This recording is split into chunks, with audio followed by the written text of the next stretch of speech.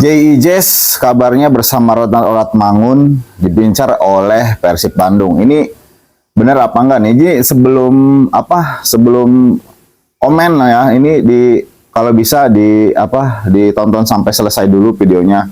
Karena biasanya kalau cuma nonton judul atau nonton cuma 1 menit itu nanti ujung-ujungnya nanti ya nggak sampai selesai itu ada Bung Goldin hoak katanya. Nah ini makanya tugas Bung Goldin ini mau mencari kebenaran. Ini benar apa hoax tentang berita J.I. Jazz dan Ragnar Oltmangun ini diincar oleh Persib ya. Jadi kita bahas aja ya. Karena gini, memang sebelum Liga Indonesia atau Liga 1 nanti musim 2025-2026 dimulai itu, ini gencar klub-klub ya mencari pemain.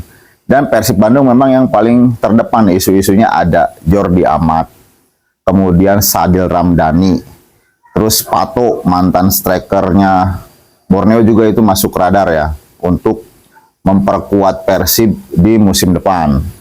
Kalau misalkan beritanya Jordi dan juga Sadil itu Bung Goldin walaupun belum mencari kebenarannya tapi cocoklah dua pemain itu untuk bergabung ke Persib karena Jordi Amat juga kan di Johor juga sudah mungkin tergeser posisinya.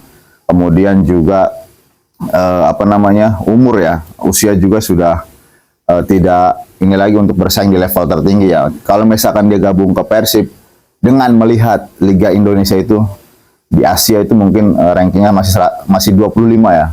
Cocok lah untuk main di Persib. Dia nanti di sana untuk menumpahkan pengalaman dia sebagai pemain bola yang kerap bermain di luar, udah mencicipi asam garam sepak bola di Eropa, kemudian juga di Asia. Itu cocok untuk menjadi benteng pertahanan Persib nanti mungkin bersama Nick Wipers ya. Pun Sadil Ramdhani kalau menurut Bung Goldin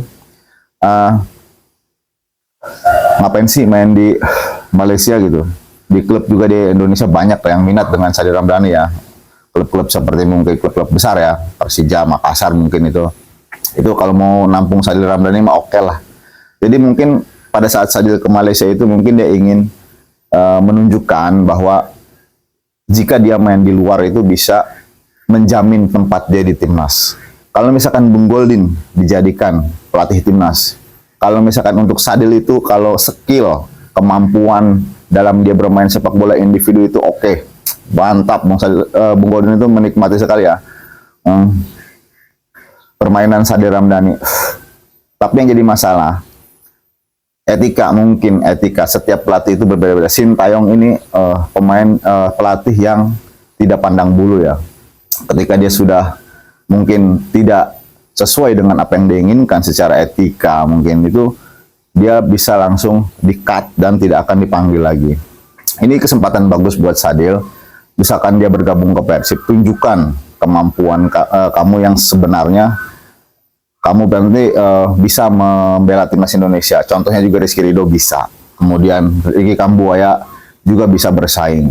Saya yakin Sadil juga kalau misalkan dia bisa merubah attitude, kemudian memperlihatkan permainan bagus ya bersama dengan Persib nantinya, itu bisa saja nanti Coach Patrick memanggil.